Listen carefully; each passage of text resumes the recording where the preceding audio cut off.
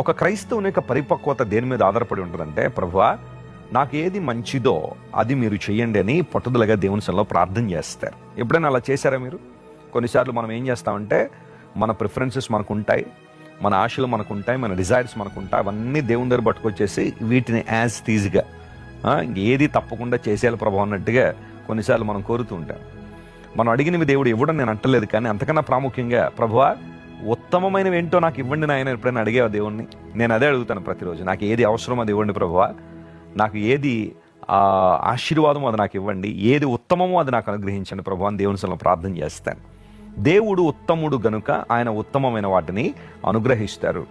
34వ కీర్తనలో మనకు తెలుసు కదా, యెహోవా ఉత్తముడని రుచి చూచి తెలుసుకోండి.